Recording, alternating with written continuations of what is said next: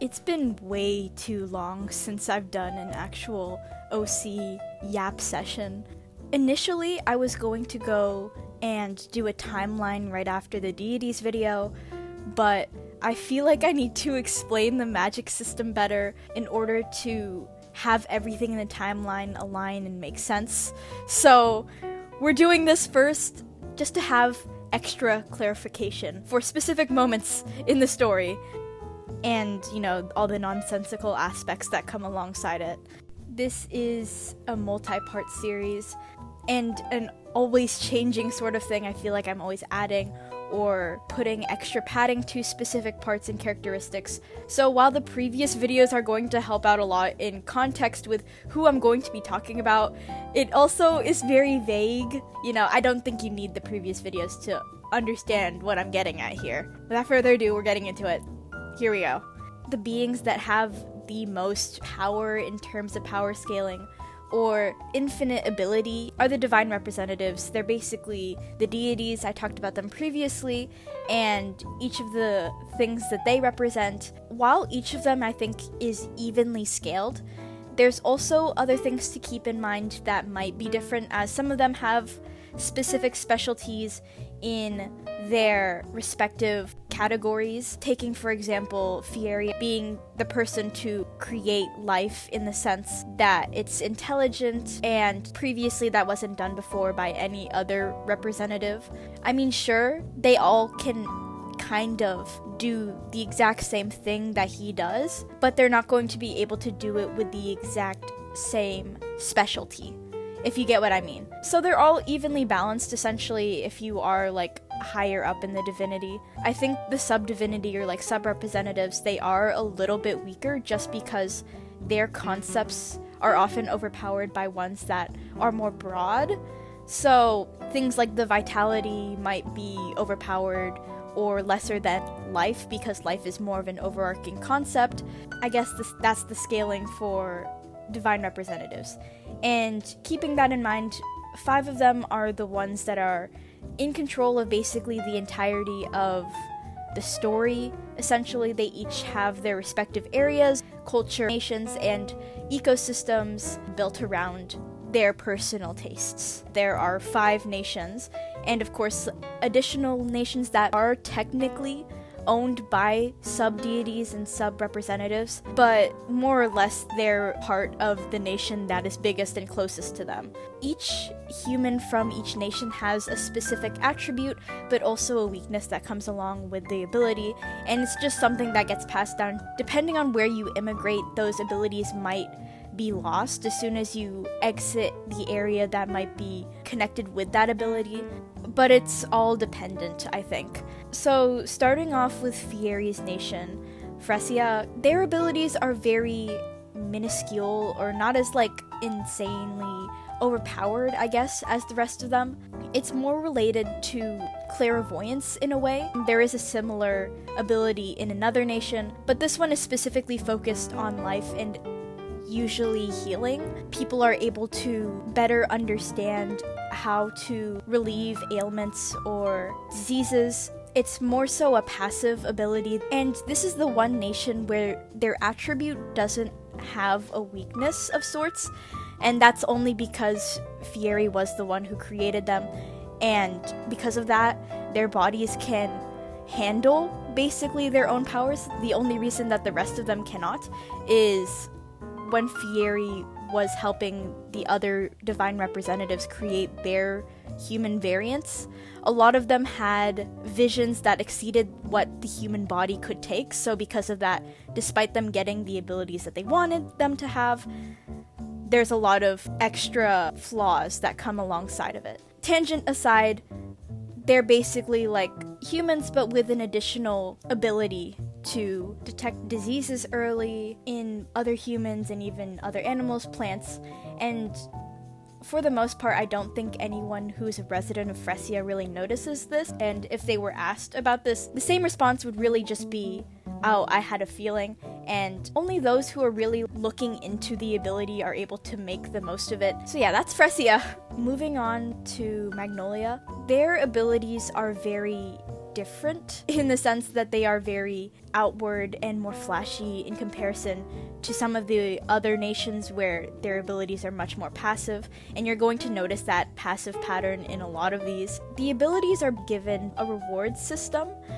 The more goodwill that you're able to do, the more you are recognized for that, and once you're recognized in the sense that your community and Jasa himself, the representative of Magnolia, recognizes you, then you are gifted with some sort of power. It's all very specific, and once you have an ability, that's basically what you're stuck with. It can be things like elemental-based, plant-based, very run-of-the-mill. The thing is, as soon as you receive these powers, you have that additional pressure to maintain your good status among people, because once your goodwill falters, so do your abilities, and over time you can eventually lose them. Also, if you are to leave Magnolia, maybe go to another nation to live there, your abilities do not come with you. Even if you participate and continue to do acts of goodwill, your abilities will not come back unless you are in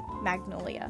Which sucks for the people who do end up getting abilities, as a lot of the actions that they take to benefit others is a lot more superficial. It kind of muddles the idea of goodwill being for the betterment of other people when it's really just to preserve yourself. And I think the only exceptions in those who get to keep their abilities for the most part are those who are deeply involved in Magnolia's military, which is an issue in and of itself because there is a lot of issues, I think, with Magnolia's military and the desperation of people to be a part of this military in order to keep their powers without having to consistently be performative in their actions with others.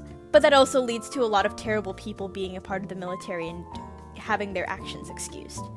So I think it's a little bit ironic, I guess, for a nation that's supposed to be about goodwill being very messed up in that sense. And again, this is going to be a pattern with the rest of the nations. Moving on to Xeranthemum, and that's the nation of time, and that's run by Lair. And basically all of the inhabitants have an exceptional memory. A lot of the people that come from Xeranthemum are historians, recorders. They document basically the entirety of the history of each nation, and so their memories are not only photographic, but extremely detailed to the point that other people, when getting described a person from Xeranthemum's memory, they're able to essentially picture it in the exact same way. So they're also very good at being informants in that sense. But unfortunately, their lifespans are exceedingly short because of this. They only maybe live up to, I think I put it at 35. And after that, your body is unable to sustain itself and flickers out. Because of this, there's a lot of emphasis on growing up fast and documenting everything. So people are very worried about wasting their time and making the most of it, so people are pressured into maturing very quickly and preserving. There is a small amount of people who don't end up getting this ability, but as a result, their memory is not as great as the others, and oftentimes their memory is even short-sighted in some ways. And the only real benefit of not being someone with an exceeding memory is to live past everybody else. So a lot of the people who are in the government system are those who get to live long enough to be a part of the government, and the decisions that they make oftentimes are very misconstrued because they look at things within the long run instead of what the people need at that moment, because a lot of them won't even live long enough to see the benefits. So there's a lot of imbalance in time and how to preserve it, what to do when you have a limited amount of life to spend. I think I gave Xeranthemum probably the worst of, the worst of the drawbacks. If you're anywhere else, at least you're not living in Xeranthemum. Moving on. Vinca is the nation of justice, and that's run by Viria and kind of Yuria. Again, if you've seen my previous video, you know they have a little bit of a complicated relations there. And they're one of the more interesting cases because they did have every inhabitant with an ability at some point, but as Virias stepped away from being their deity and abandoned them and left the nation to neglect, a lot of people are either unaware of these abilities or outright has had those abilities completely fizzled out within their generation and within their family line. So very few people actually have the ability that I'm going to mention, and because of that, they're very valuable, as the ability that people within Vinca have is to see the weight of one's actions through a scale system. Think of it like right above their head. You could see that. They are a vital part of the judiciary system, and without them, it would all kind of go to shit. Unfortunately, because of how little disability is recognized and how very few are able to use it, those who are recognized for having it oftentimes have to whittle themselves away at the cost of making sure others are getting a fair trial. In another video, I think, about side characters that I ended up rewriting to fit into it, Amare is one of the few who actually is able to use it and maximize the power. He essentially needs to keep it on because as soon as he stops using his ability, it takes a very tedious process in order to use the sight again. So unfortunately for him, he's basically focused and channeled all of his power into one of his eyes in order to continuously function. His body is not only draining itself of its life, he also has to constantly deal with the sight being in one of his eyes. One of the things that I think was a drawback in this ability is if you're using it full time and consistently having to see it, how long does it take for someone to have internal biases based off of your actions as a person? And when does that stop becoming justice and instead assumptions of your character? As far as if it were to ever eventually repair its ability system, I'm kind of leaving that open-ended and to be resolved for a later time within the plot points in the story. That's where it's at, I guess, at the beginning and consistently throughout the story. We're going to go to the last nation. Thank God. Theirs is a special case because Nasturtium is closed off from the rest of the nations, and they have been for hundreds of years at this point. And it's under Notice, the divine representative of order, right?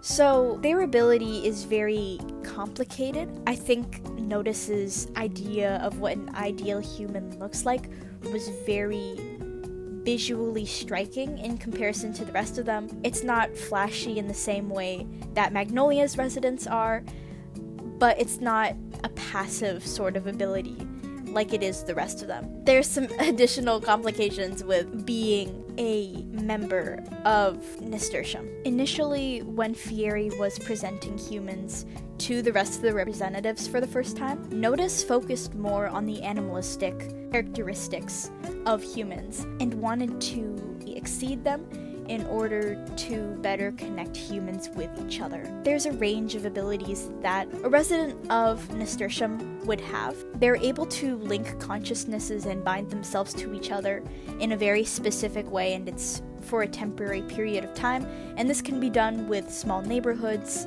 families, all the way spanning to even the entirety of the nation if properly orchestrated. But they also have more spider-like instincts.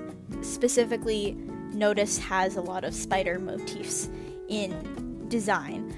And this was initially so that way they could better hunt together and form more orderly groups in order to improve their chances of survival early on.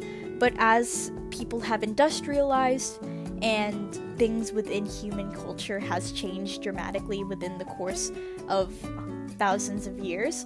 Additionally to being able to link with other members of Nasturtium, each member has a second mouth underneath their own, and this one was originally to store food, and it has a much stronger bite, essentially, than the earlier variants of humans and their bite strength. They also have additional retractable appendages right at the back of their spine that retract, of course, as retractable limbs may suggest. This is also to help with their mobility and in harder to reach spots, as initially Nasturtium was more of a rocky mountain plain before it was all flattened out over time, as they've begun to civilize quotation marks and continue on as a society. One of the things that ended up being developed in order to better control the members of Nasturtium was a desire for human flesh, and that was only put into their mindsets way after they began to isolate themselves at Notice's request and focus more on building community.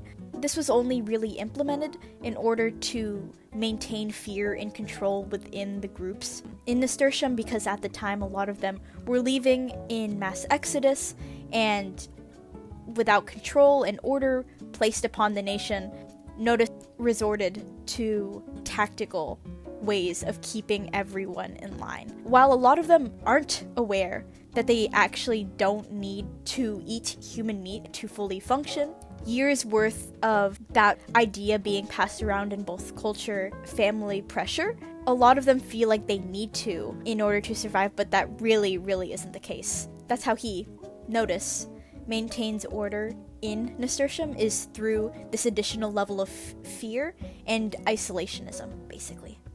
So that's kind of like messed up his nation pretty bad, and again, it's still isolated at the point in time within the story that we begin at, and it's a very important part of later plot points. So that was a lot, but there's even more than just these nations and their additional abilities and weaknesses. Besides just having those passive abilities' main attributes, there are some people who either don't receive any of these abilities, whether that be due to that genes being put out of them over time, intermingling with other nations, and just changes in general when it comes to the scape and evolution of each individual nation. There's also anomalies, and these are mostly labeled under biological variants. All of them are biological variants, but those who receive abilities outside of each nation's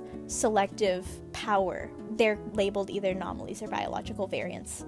And these can be very bizarre, and usually they do end up genetic and passed down from each generation, but a lot of the time they develop just completely out of nowhere. And these can be things like teleportation, clairvoyance into the afterlife, things that are not necessarily interconnected with the rest of the patterns in other nations, and they aren't exactly explained, again, entirely not up to Fieri or the rest of the divine representatives. They just kind of happen, but regardless, they are a very important asset, and a lot of them are worked into the ecosystems of the nation that they reside in. There's also additional creatures and possibilities of different creatures amongst what I've already discussed, because besides just the humans that each nation sort of has as a part of their population, there's also other creatures that are mostly the fault of Fieri, meddling around and messing around, and that's how they keep him on Earth. The divine representatives, they just kind of tell him, do what you want, stay here so you can keep track of your nation. And because of that, there's a lot of extra types of creatures that live around. This includes the undead, things like dragons or upper divinity, and these are vessels of his that he's given a chunk of his power in order to keep the peace in his nation or the peace in other nations, so in order to better strengthen their government systems and whatnot. But also a lot of monsters as well, just because he wants to push the limits as to what he can create. And technically there are alien species that did exist previously, but when Fieri left Earth for a little bit in order to get away from the conflicts that were going on, but both of those systems that he's created and the populations that once existed are basically entirely decimated, besides maybe a few outliers. So in terms of other space creatures, there's not a lot out there. This extra bit is just kind of me linking each of these attributes to some of my pre-existing characters, so if you've ever seen my other videos on my OCs, then I'll be able to better explain to you each of their abilities and what exactly that means for them. Starting off with some of the more inherently powerful creatures, because they are technically in some way divinity linked to divinity. That includes Saya, because she is the replacement for Viria and will eventually take on the role as the magistrate for Vinca's nation, and including the sub-divinity Goob and Struit, and also Skippy, who are a sub-divinity. Two of them were created on a separate planet, the one that wasn't destroyed, but also contain some of Fieri's power, so they are linked to him, but they don't classify in the same category as the regular divine representatives. Kellis is the byproduct of one of Fieri's created creatures and another human just from his nation, so he is sort of a half and half there, but the additional abilities that he gained from his mother's side of the family was the dragon thing. I think I talked about that a little bit, but there's also the fact that he is basically a continuously living and dying being, stuck in a death loop, mainly because of Fieri and his revival of him thousands of years ago after helping destroy Yuria and then letting him get absorbed by Viria previously. So that whole shebang. And finally in that category, I think technically Mirian Duck. He has the same mom as Kellis, but the way that his powers manifested are very different. While Kellis's abilities are more weather-based, and again, he does eventually have that ability to turn into the dragon, Mirian can't do this, but instead his already existing abilities that manifested from Magnolia, as he was a Magnolia resident, gave him the ability to have enhanced trick power. This also helps him quick travel, as he is able to morph himself into lightning itself and then just kind of zip around the place, but that's kind of where it's at. In terms of biological variants, there's Pearly and technically Aram. Aram is from one of the previous planets that ended up getting destroyed, so while he's here on Earth, he doesn't have any of the actual powers that the rest of the residents who are originally from Earth, as he's not from Earth himself, but he does have very minor shape-shifting abilities. He's able to take a form that looks something close to a human. And it also helps him a little bit in espionage, as he's able to shift into other forms of humans and very closely resemble them. Pearly is a different case, where her abilities manifested entirely out of the hands of the divine representatives. She's able to create portals of sorts that also are very efficient ways of traveling, and especially important later as the group needs a quick escape or a getaway, whatever. She's also able to make smaller forms of these and stick limbs in and out. Think of being able to reach something that's initially really far away.